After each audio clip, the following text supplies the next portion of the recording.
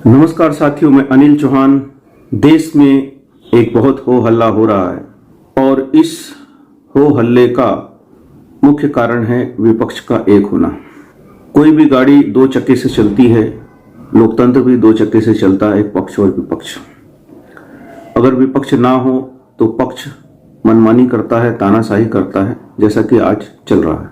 विपक्ष के एक होने के बाद उसी दिन भारतीय जनता पार्टी को 9 साल बाद अपने 34-36 जो उनके अलायंस थे उनकी याद आई और उन्होंने एक मीटिंग बुलाई और घोषणा की कि हमारे साथ इतने इतने लोग हैं।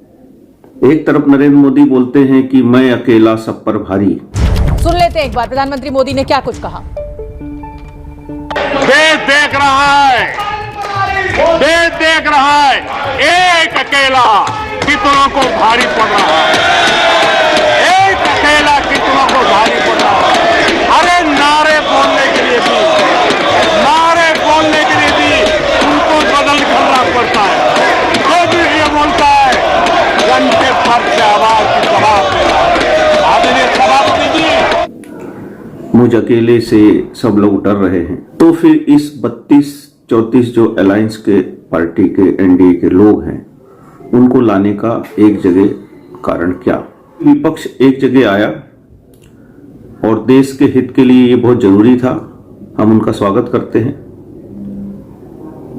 और विपक्ष ने जो अपने गठबंधन का नाम रखा, उस गठबंधन का नाम उन्होंने भारतीय राष्ट्रीय विकासवादी समाजवेशी गठबंधन रखा और इसका इंग्लिश का अर्थ होता है Indian national development inclusive alliance. और इसका एक एक अक्षर सामने का अगर उठा के जोड़ा जाए तो इंडिया होता है।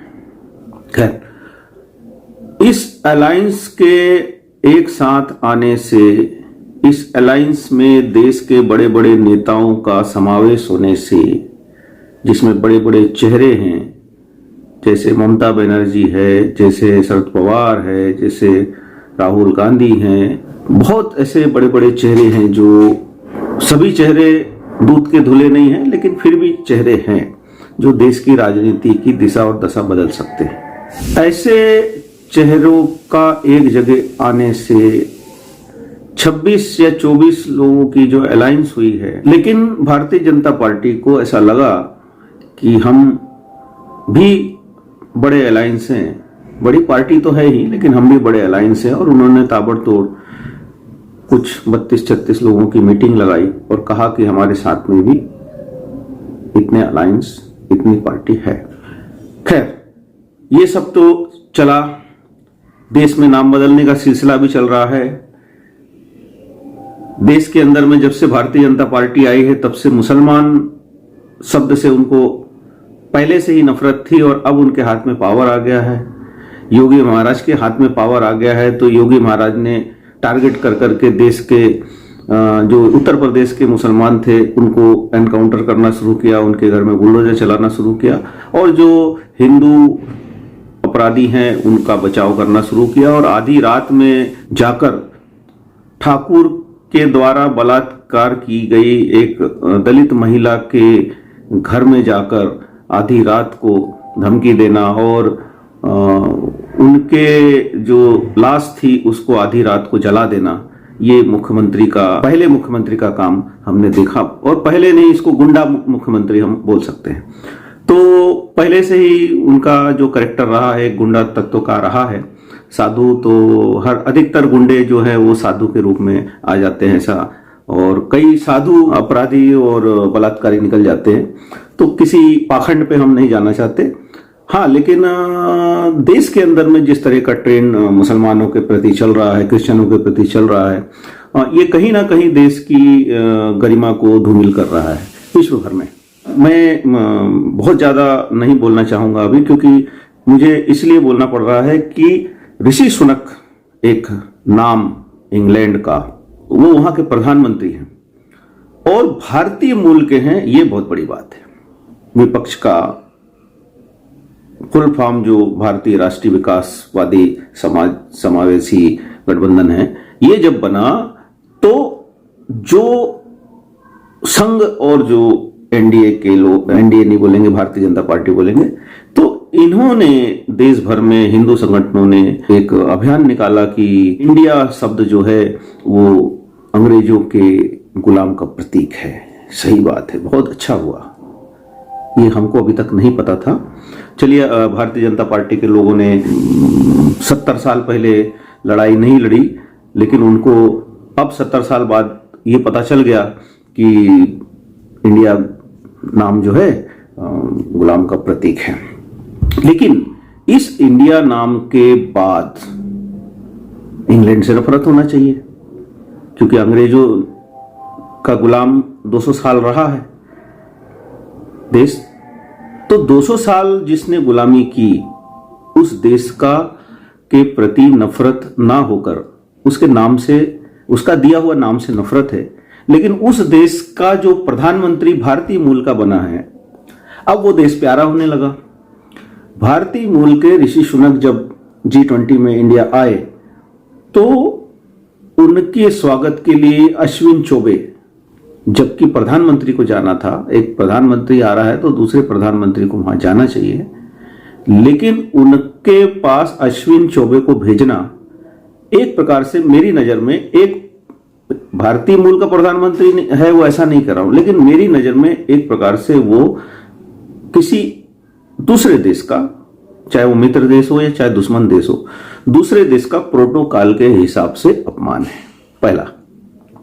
दूसरा ये है कि ऋषि सुनक भले भारतीय मूल के हों, भले हिंदू हों, लेकिन उनको आते ही साथ उनके हाथ में एयरपोर्ट पर ही गीता देना, हनुमान चालीसा देना और रुद्राक्ष देना, ये अपने आप में एक ओछी हरकत है।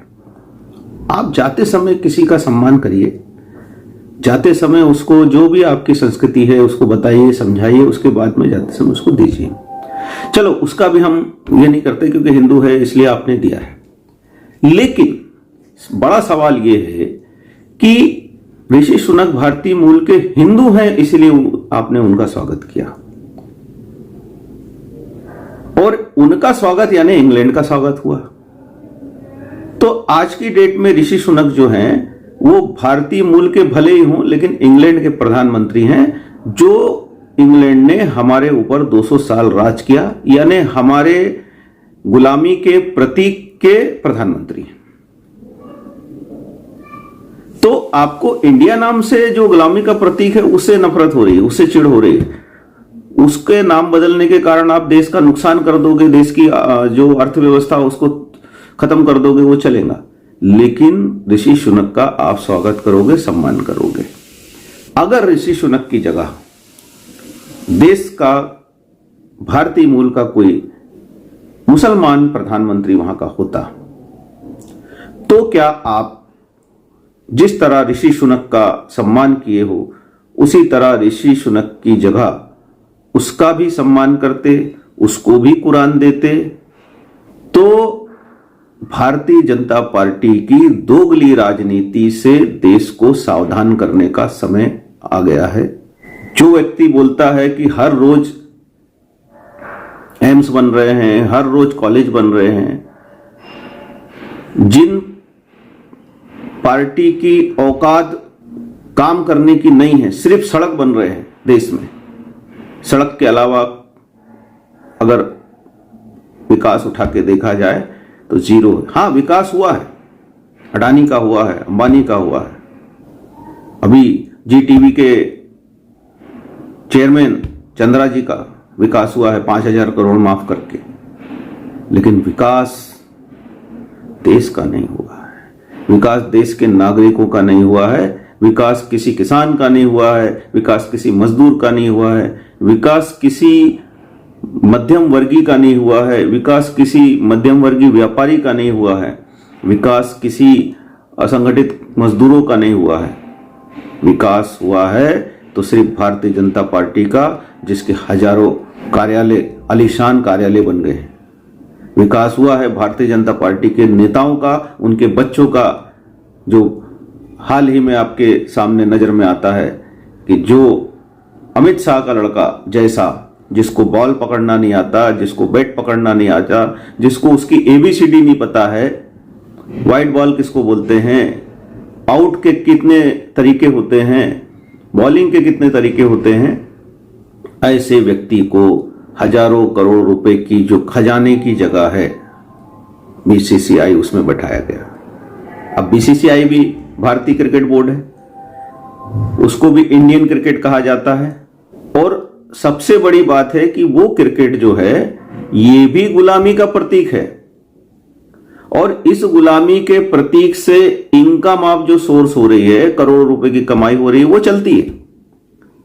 लेकिन आपको नाम इसलिए बदल रहे हैं क्योंकि आप विपक्ष को हराना चाहते हैं, विपक्ष को खत्म करना चाहते हैं, और कूटनीति भी हो, लेकिन उससे आप देश के साथ छेड़छाड़, देश के संविधान के साथ छेड़छाड़ जो कर रहे हो, ये सरासर गलत है। हम जैसे लोग जो क्रांति के साथ में आगे बढ़ते हैं, हम जैसे लोग जो किसी के गुलाम नहीं हैं, हम जैसे लोग जो चाहे कोई किसी सत्ता हो या कोई कानून हो, जो भी अन्याय करेगा, चाहे जो भी नेता हो, हम देश के संविधान के और कानून के जो न्यायिक कानून है जो लिखा हुआ है, उस कानून के आधार पे काम करने वाले लोग, और उस कानून को सम्मान करने वाले लोग, उस संविधान को सम्मान करने वाले लोग, और उस राष्ट्र को अपना मानने वाले लोग हैं। इसीलिए देश में जो चल रहा है उसे समझने की जरूरत है। देश के लोगों होशियार हो जाओ, ये आने वाले समय में एक बहुत बड़ी खतरे की घंटी है। देश छोटा होता जा रहा है और नरेंद्र मोदी नाम बड़ा होता जा रहा है। मैं नाम लेके इसलिए बोलना चाह रहा हूं क्योंकि देश में हर जगह आजकल भारतीय जनता पार्टी के किसी नेता का आपको फोटो नहीं दिखेगा, बड़े से बड़े नेता का फोटो नहीं दिखेगा। भारतीय जनता पार्टी के हर मंत्रालय में उसके मंत्री का फोटो नहीं दिखेगा, लेकिन नरेंद्र मोदी के फोटो दिखता है। जो देश समझ रहा है, हम समझ रहे हैं कि भारतीय जनता पार्टी से भी बड़ा नरेंद्र मोदी और देश से भी बड़ा नरेंद्र मोदी को किया जा रहा है, जो ये देश के लिए एक तानाशाह, एक जो कोरिया की तरह जो चुंग सोंग चुंग जो नाम है पूरा मुझे नहीं समझ बोलने में आता है, लेकिन उस दिशा की तरफ हम जा रहे हैं। और ये अगर एक बार ट्रेंड चालू हो गया, एक बार ये तरीका शुरू हो गया इस तरह का, तो हमारे देश में लोकतंत्र खत्म हो जाएगा और गुलामी नहीं, महागुलामी जिसको हम बोलते हैं, महागुलामी का सिलसिला शुरू हो जाएगा। तो मेरे मित्रों, मेरे साथियों, देश प्रेमी हैं, राष्ट्रभक्त हैं, मैं उनसे निवेदन करता हूं कि ये जो मुसलमान विरोधी, क्रिश्चियन विरोधी जो ट्रेंड चल रहा है, ये एक्चुअली ये नहीं है। ये सिर्फ पैसे के लालची और सत्ता के लालची लोग हैं। और अगर ऐसा रहता, मुस्लिम विरोधी रहते, तो भारतीय जनता पार्टी के अंदर जो पार्टी है उसके अंदर एक सेल है जिसका नाम है अल्पसंख्यक सेल, वो नहीं होता।